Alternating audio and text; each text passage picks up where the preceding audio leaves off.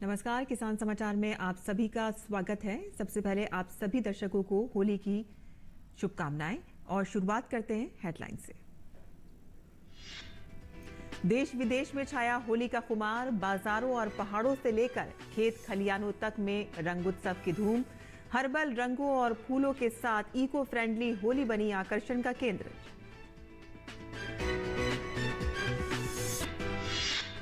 प्याज की कीमतों को काबू में रखने के लिए केंद्र सरकार का बड़ा फैसला।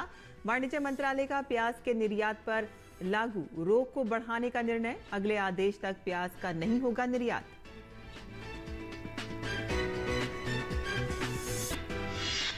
उद्यानिकी क्लस्टर विकास योजना से बदलेगी किसानों की तस्वीर। उद्यानिक फसल की खेती करने पर केंद्र सरकार की तरफ से किसानों को 1 लाख रुपए प्रति एकड़ तक मिलेगा अनुदान।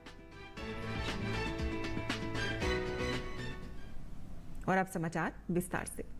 देश भर में होली का त्योहार हर्षोल्लास के साथ मनाया गया। देश के कोने कोने से रंगों की होली, फूलों की होली, लठमार होली के नजारे देखने को मिले।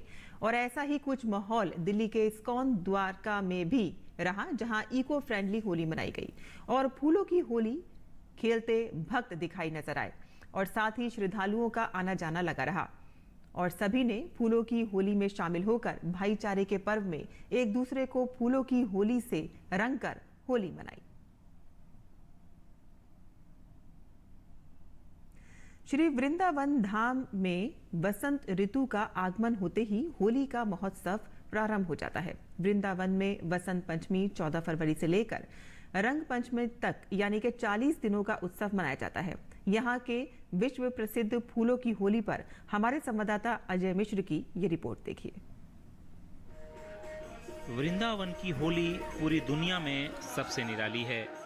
जहाँ भारत में होली खेली जाती है, वहीं वृंदावन में होता है होरा, उल्लास का होरा, आनंद का होरा। हो भी क्यों ना, वृंदावन है ही संतों की भूमि।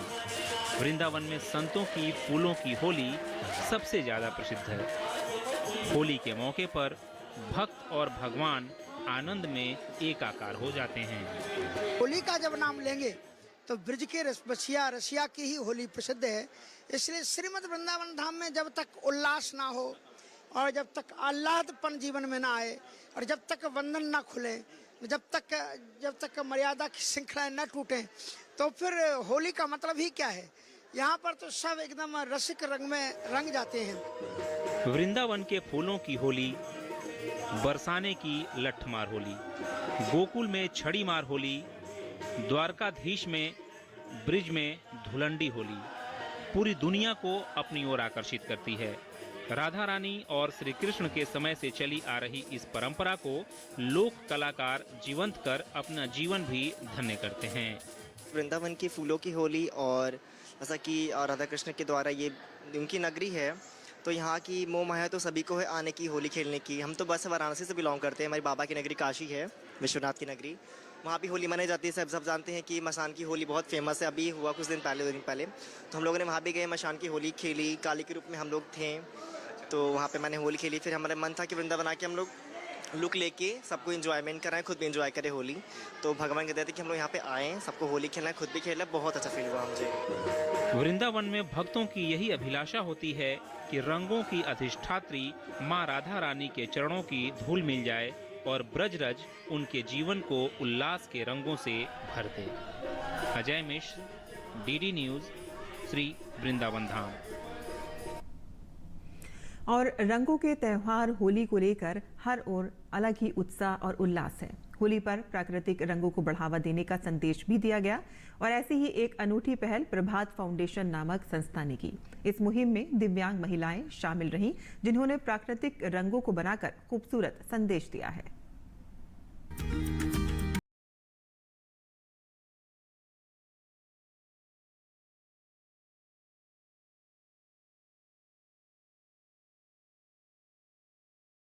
एक खूबसूरत सी रिक्शा पर रुके हैं, बहुत कलरफुल है।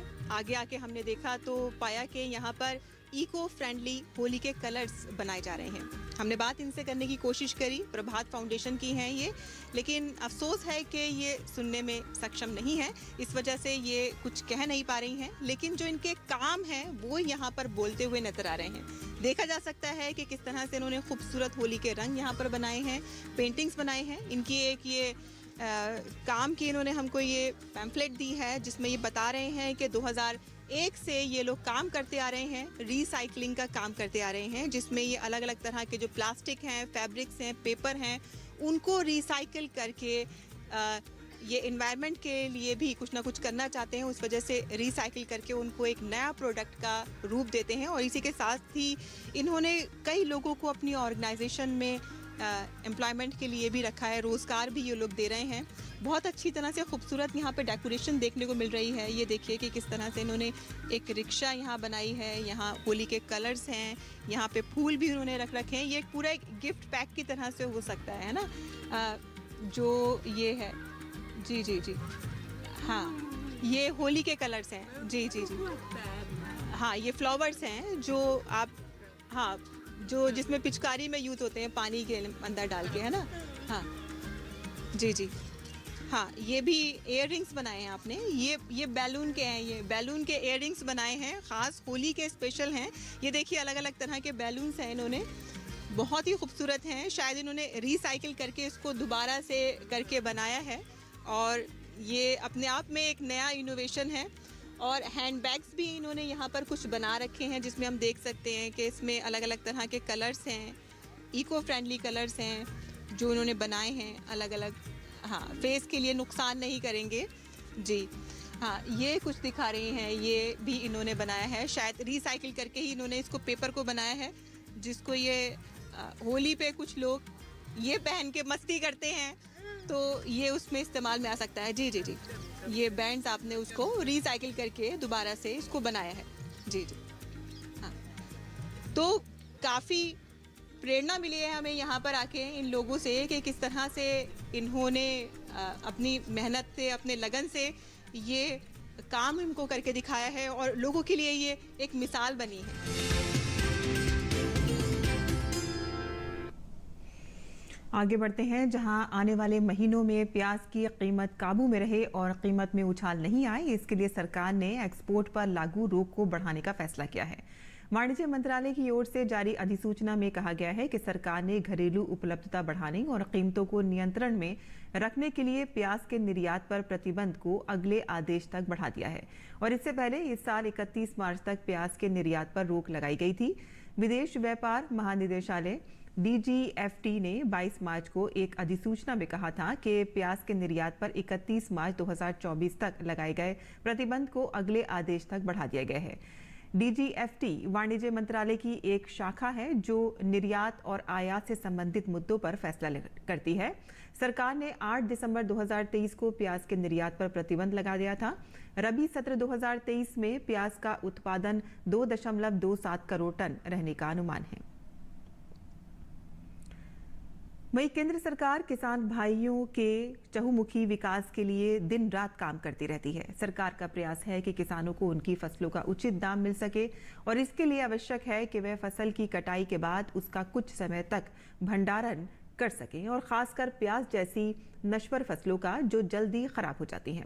ऐसे में किसान प्याज के भंडारण के लिए अपना गोदाम बना सकें, इसके लिए सरकार द्वारा उन्हें आर्थिक सहायता उपलब्ध कराने के लिए सब्सिडी उपलब्ध कराई जाती है।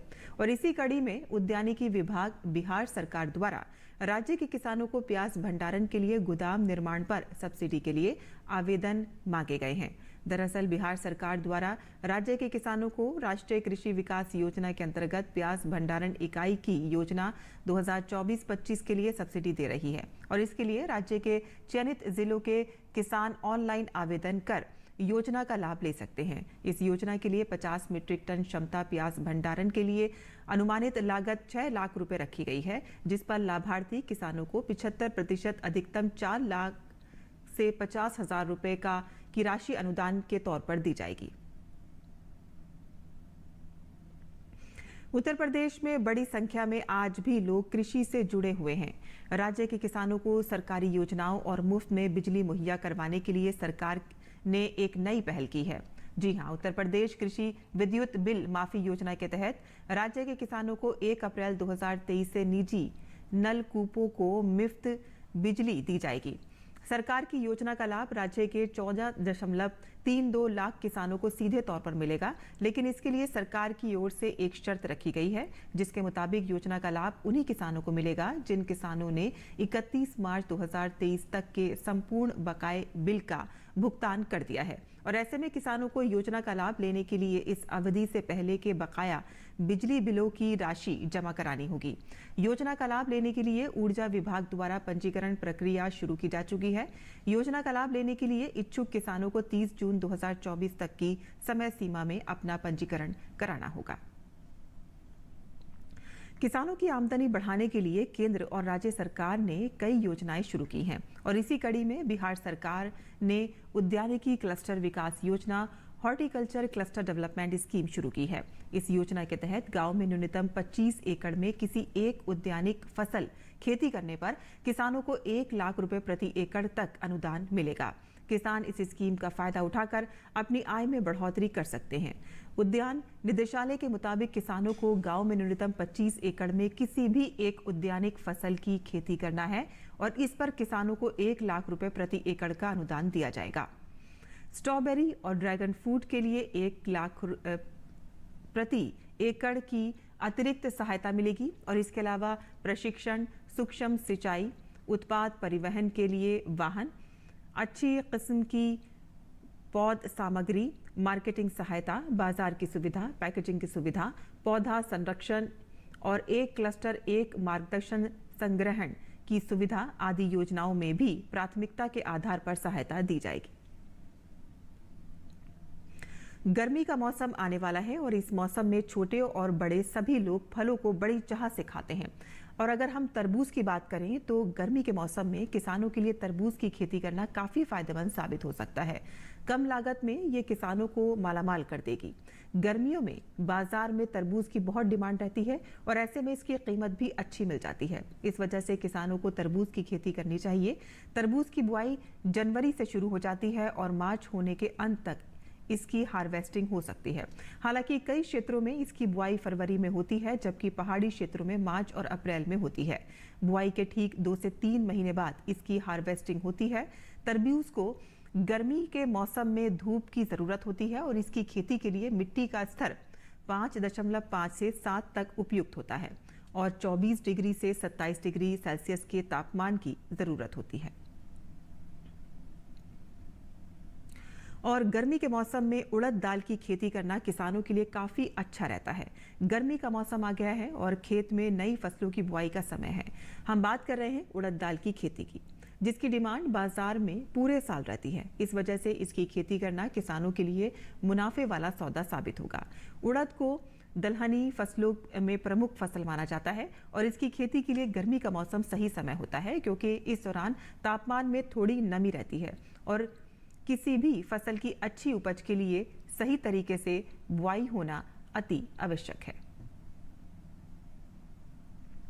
देश में जल संरक्षण के लिए सार्वजनिक क्षेत्र के उपक्रमों के साथ साथ निजी क्षेत्र के कृषि उद्यमी भी आगे आ रहे हैं और इसी क्रम में जाने माने कृषि उद्यमी डॉक्टर RG अग्रवाल ने खेती का पानी खेती में और गांव का पानी गांव में थीम को लेकर 2005 से जल संरक्षण अभियान चला रखा है। डॉक्टर RG अग्रवाल द्वारा हर साल विश्व जल दिवस पर सैकड़ों छात्रों के साथ जागरूकता रैली निकालने के साथ बारिश के जल को संरक्षित करने के राजस्थान में चेक डैम भी बनाए जा रहे हैं। जल संरक्षण के इस महाअभियान को सार्थक करने के लिए धानुका एग्रीटेक द्वारा राजधानी दिल्ली में वाटर फॉर पीस कार्यक्रम का आयोजन किया गया। जल है तो कल थीम को लेकर काम कर रहे डॉक्टर RG अग्रवाल से बात की है हमारे संवाददाता OP यादव ने।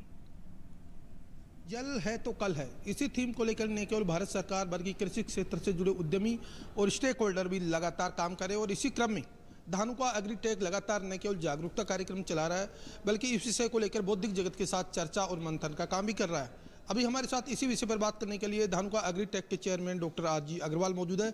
इन्होंने पीस वाटर फॉर पीस एक स्लोगन के साथ कॉन्फ्रेंस आयोजित की है। सर, ये कॉन्फ्रेंस है वाटर फॉर पीस, इसका क्या थीम लाइन है? हम 2005 से खेत का पानी खेत में, गांव का पानी गांव में, पानी बचाने के ऊपर कार्यक्रम कर रहे हैं। तो जो ये थीम है वाटर फॉर पीस, ये यूएनओ की थीम है और उसी थीम को अडॉप्ट करके हम हर साल कार्य करते हैं। आज देखिए विश्व में लड़ाइयाँ हो रही हैं, लोग कहते हैं अगर तीसरा विश्व युद्ध होगा तो जल के लिए होगा, पेट्रोल के लिए नहीं। कृषि क्षेत्र में नवाचारों के लिए आप लगातार जाने जाते हैं, जल संरक्षण हो या पेस्टिसाइड और अन्य तरह में नवाचार हो, इनोवेशन हो, उत्पादन बढ़ाना और किसानों की समृद्धता बढ़ाना। पानी के संरक्षण को लेकर धानुका कौन कौन से नवाचार कर रहा है? देखिए राजस्थान में हमने अलवर और जयपुर ज़िले में कई चेक डैम बनाए, उसके ऊपर हमारी वीडियो फिल्म भी है।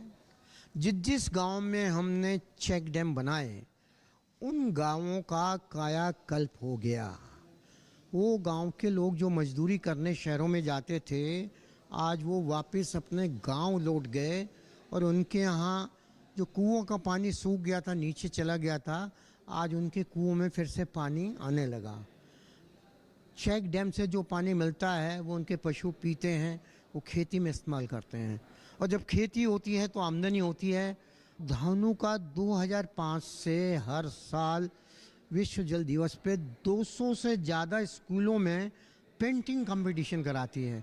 बच्चों की रैलियाँ निकालती है बैनर के साथ, नारों के साथ कि भाई आप पानी को बचाएं। पूरा हमारा कैंपेन है। डीडी न्यूज़ को भी हमने इस साल अपने कैंपेन में शामिल किया है।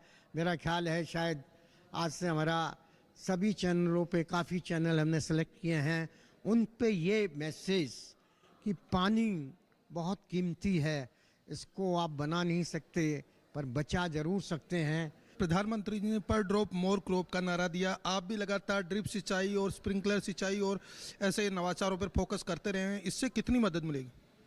देखिए अगर ड्रिप इरिगेशन हो जाए तो इससे चमत्कार हो सकता है। जहाँ जहाँ ड्रिप इरिगेशन हुआ है, अभी पूरे हमारे देश में जितना एरिया है मुश्किल से 2% एरिया में ड्रिप इरिगेशन हुआ है। अगर हम ड्रिप इरिगेशन पूरे देश में लागू कर दें तो हम सारे देश में पूरी सिंचाई कर सकते हैं और उसके बावजूद भी हमारे पास पानी एक्सेस बचेगा। कई फसलें ऐसी है, गन्ना और चावल, जिनमें पानी की बहुतायत में उपयोग किया जाता है और पानी ज़्यादा उपयोग होता है। तो फसलों में कौन कौन सी फसलों का हम चयन करें? 2 फसलें ऐसी हैं जिसको हम वाटर गजलिंग क्रॉप्स कहते हैं, धान और शुगर केन। जब 1 किलो धान की पैदावार करते हैं तो उसमें 4000 लीटर पानी लगता है। आज जब पंजाब, हरियाणा या गैंगजेटिक प्लेन एरिया में पानी नहीं है तो हमने एक नया कंसेप्ट रिसर्च करके निकाला, 3M। 3M से हमारा मतलब है बरसात में किसान मेज लगाए, दूसरा मस्टर्ड लगाए, तीसरा मूंग लगाए। अगर किसान ये 3 फसलें लगाता है तो उसका पानी का खर्चा जो गेहूं और धान में होता है उससे 1/3 पानी में उसका काम हो जाएगा। तो देश के जाने माने कृषि क्षेत्र के अंतर्राष्ट्रीय स्तर के उद्यमी डॉक्टर RG अग्रवाल, जिनका मानना है कि वाटर फॉर पीस थीम के साथ न केवल जल संरक्षण के लिए एक कार्यक्रम आयोजित कर रहे हैं, बल्कि जल की एक एक बूंद को सहेजने के साथ साथ बरसात के जल को सहेज कर कृषि और अन्य कार्यों में उपयोग के लिए लोगों को प्रेरणा भी दे रहे हैं। मेरे सहयोगी कैमरामैन मोहित के साथ मैं OP Yadav, DD news, Delhi. और किसान समाचार में अब बात करते हैं मौसमी खेती की। किसान इस मौसम में कैसे रखें अपनी खेती का ख्याल, आइए देखते हैं।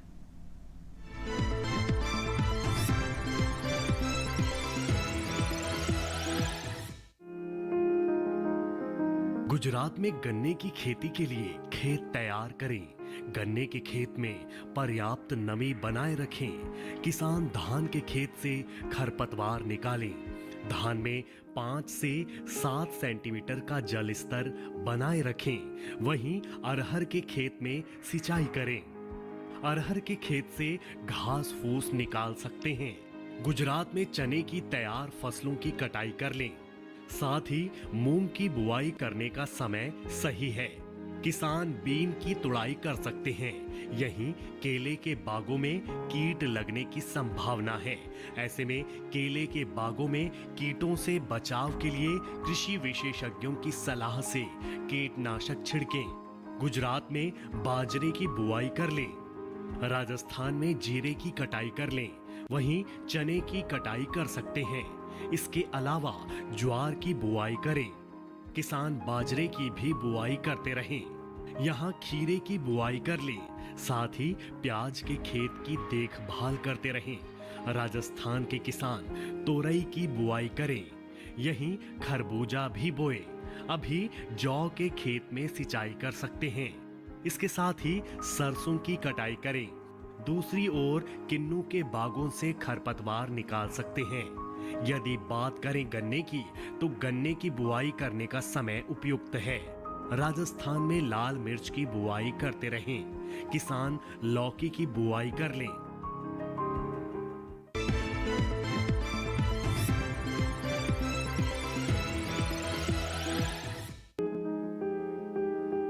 ये समय बैंगन की रुपाई के लिए अनुकूल है। बैंगन की रुपाई करने से पहले खेतों को अच्छी तरह तैयार कर लें।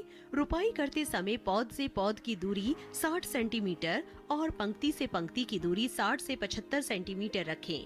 किसान बैंगन की कई किस्मों की रुपाई इस समय कर सकते हैं, जैसे पूसा श्यामला। बैंगन की ये किस्में लंबे आकार की होती है। इस किस्म की बुआई पंजाब, उत्तर प्रदेश, बिहार और झारखंड में कर सकते हैं। इस किस्म की 1 हेक्टेयर में 390 क्विंटल पैदावार ले सकते हैं। इसकी शाखाएं सीधी होती है और पौधा कांटा रहित होता है। पूसा पर्पल क्लस्टर की रुपाई भी की जा सकती है। ये किस्म उत्तरी भारत के मैदानी और पर्वतीय इलाकों के लिए अच्छी होती है। 1 हेक्टेयर में 200 क्विंटल पैदावार ली जा सकती है। इसकी लंबाई 10 से 12 सेंटीमीटर होती है। इसका रंग गहरा बैंगनी होता है। इसके अलावा पूसा अंकुर की रुपाई की जा सकती है। इस किस्म का आकार गोल होता है। पूसा अंकुर राजस्थान, गुजरात, हरियाणा, दिल्ली, मध्य प्रदेश और महाराष्ट्र में लगाने के लिए काफी अच्छी है। 1 हेक्टेयर में 350 क्विंटल फसल ली जा सकती है। पूसा उत्तम भी लगा सकते हैं। इसका आकार भी गोल होता है।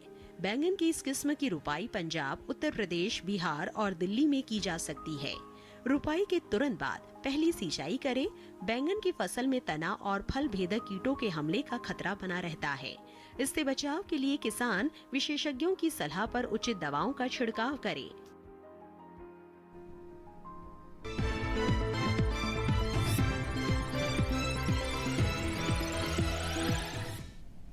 और मौसम खबर के बाद आइए अब नजर डाल लेते हैं कुछ और खबरों पर। खास खबर में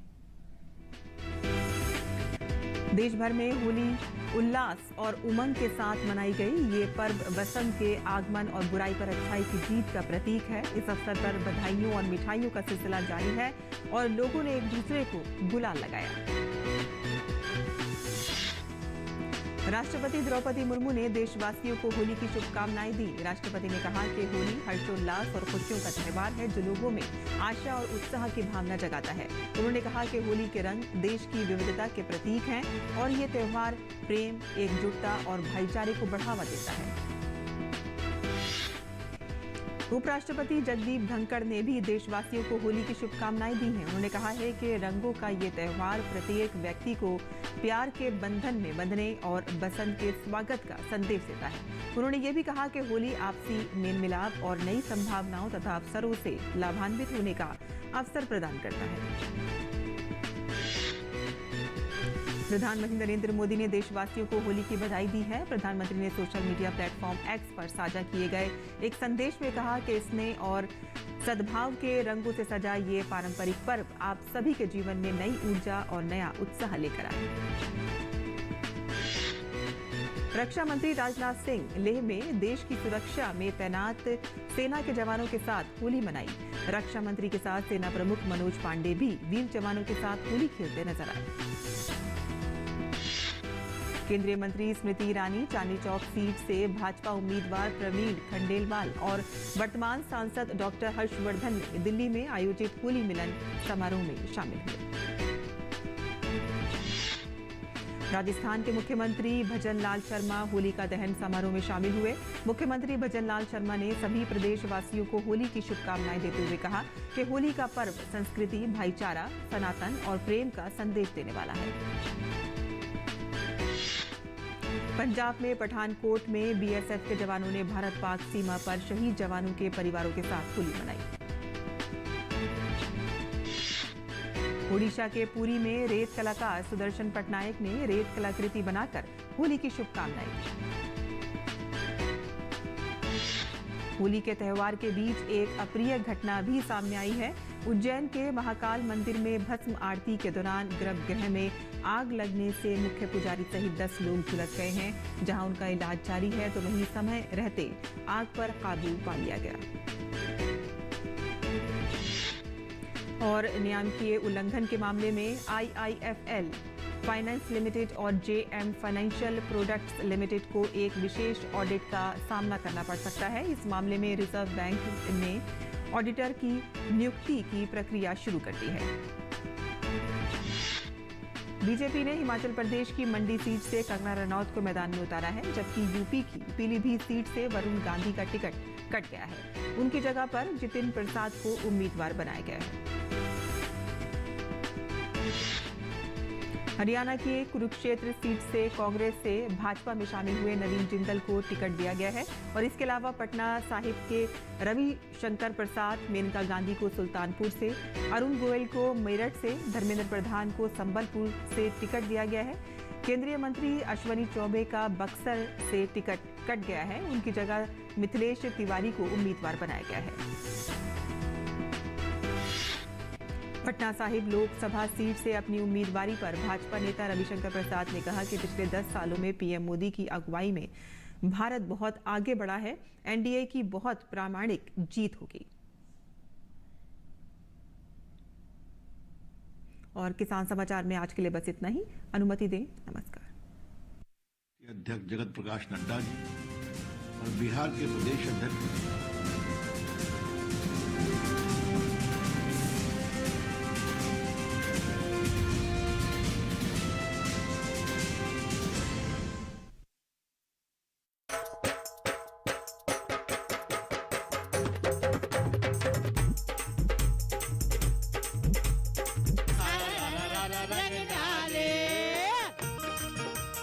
बसंत का आगाज तब खास हो जाता है जब साथ रंगों और रास का मिल जाता है। लोकगीत और नृत्य भी जब साथ आ जाते हैं तब होली के उत्सव में वो और रंग भर जाते हैं।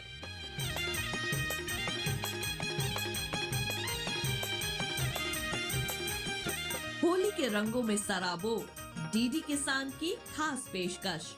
रंग दे 25 मार्च सोमवार रात 8 बजे और पुनः प्रसारण मंगलवार सुबह 11 बजे दूरदर्शन किसान पर। और हम वापस आएंगे और तेरे पूरे खानदान को मिटा कर रख देंगे।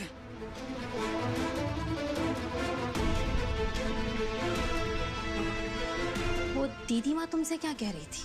कब? वो आज सुबह हॉल में। हम बताते हैं। हे भगवान, मैं तो इसमें डर से मर जाती। ये भूखा का घर है, इसलिए आप बच गए। रात में आने वाला कभी यहाँ से वापस नहीं जाता। देखिए जानकी सोमवार से गुरुवार रात 8:30 बजे, पुनः प्रसारण प्रातः 10:30 बजे। सिर्फ डीडी नेशनल पर, देश का पहला चैनल, देश का अपना चैनल।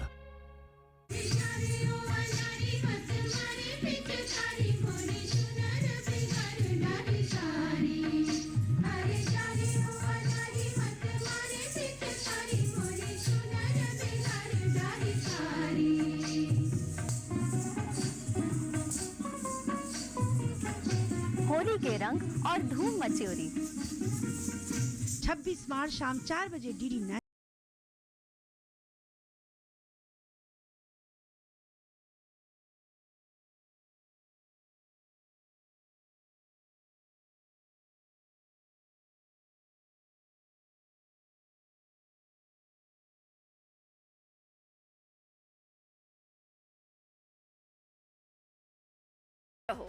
देखिए योग और फिटनेस शिल्पा शेट्टी के साथ प्रतिदिन सुबह 7 बजे और पुनः प्रसारण रात 11:30 बजे। सिर्फ डीडी नेशनल पर, देश का पहला चैनल, देश का अपना चैनल।